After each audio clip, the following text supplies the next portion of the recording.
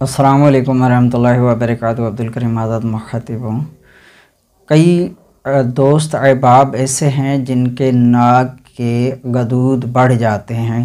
کئی لوگوں کا خیال ہے کہ یہ ہڈی بڑھ رہی ہے یا گوشت بڑھ رہا ہے، در حقیقت ناک کے اندر جو گلینڈ ہیں یا غدود ہیں وہ بڑھ جاتے ہیں، جس کی وجہ سے سانس لینے میں دشواری کا سامنا کرنا پڑتا ہے۔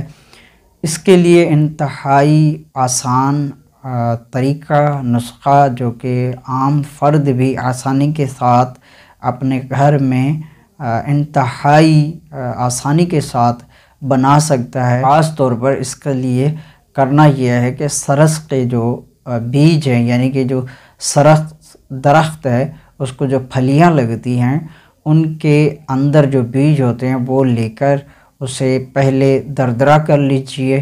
اس کے بعد جو اندرونی مغز ہوتا ہے وہ چھان لینا ہے، چھان کر پاؤڈر کر لینا ہے اس مغز کا۔ جو سرس کے بیج ہیں ان بیجوں کے اندر جو مغز ہوگا استعمال وہ کرنا ہے۔ تو سرس درخت کو جو پھلیاں لگتی ہے اس میں سے بیج نکال لینا ہے۔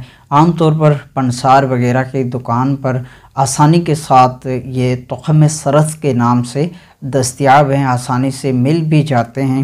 ویسے بھی عام طور پر یہ ہر جگہ پایا جانے والا درخت ہے، تو آس پاس کھیت کھلیانوں میں بھی یہ آسانی کے ساتھ مل جاتا ہے۔ پھر بھی بہتر ہے کہ پنسار سے تخم سرس کے نام سے اس کے بیج لے لیے جائیں، اسے لے کر اچھی طرح گرائنڈ کر لیجئے۔ گرائنڈ کرنے کے بعد اس میں سے چھان لینا ہے، جو اندرونی مغز ہوگا وہ استعمال میں لایا جائے گا۔ اوپر کا جو چھلکا ہوگا، یعنی کہ جو بیج کا جو اوپر کا چھلکا ہوگا، کھول ہوگا، اسے پھینک دینا ہے۔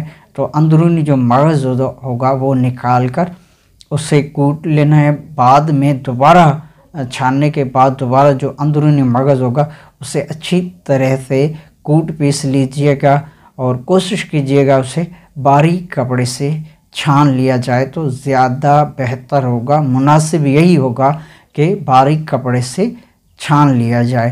چھاننے کے بعد 250 ملی گرام والے کیپسول بھر لینے ہیں۔ ایک کیپسول صبح، ایک کیپسول شام کو پانی کے ساتھ استعمال کیا جائے گا، اور اسی طرح کچھ مقدار میں، تھوڑی سی مقدار میں اس میں جو سفوف ہوگا یہ لے کر ناک کے دونوں سائیڈوں پر آپ نے یہ بطور نسوار سونگھ لینا ہے۔ زیادہ مقدار میں یہ سونگھا جائے گا تو چھینک آور بھی ہے، بہت زیادہ چھینکیں لاتا ہے، اس لیے قلیل مقدار میں تھوڑا بس حسب منشا، حسب ضرورت اس کو سونگھ لیا جائے صبح شام۔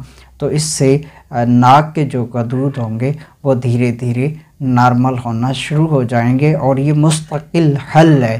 ایسا نہیں کہ چند یوم کے لیے بندے کو ریلیف ملے، ایسا ہرگز نہیں ہے، یہ مستقل علاج ہے، اور انشاءاللہ عز و جل اس کو مسلسل استعمال کرتے رہنا چاہیے۔ کم و بیش یہ 2 ماہ، 2.5 ماہ یا 3 ماہ کا عرصہ لے جاتا ہے۔ اس سے قبل بھی اللہ رب العزت اگر شفا دینا چاہیں تو اس سے پہلے بھی شفا مل سکتی ہے، البتہ جو رزلٹ ہمارے سامنے ہے یا ہمارا جہاں تک تجربہ و مشاہدہ ہے اس کے مطابق 2 ماہ، 2.5 ماہ یا 3 ماہ تک بھی استعمال کرنا پڑ سکتا ہے۔ تو اس طرح بطور خوراکی 1.5-2 ماہ تک استعمال کیا جائے، اور بطور نسوار یعنی کہ سونگھنے کے لیے ناک میں سے استعمال لگانے کے لیے اس کا کم سے کم 2.5-3 ماہ تک مسلسل استعمال کیا جائے گا۔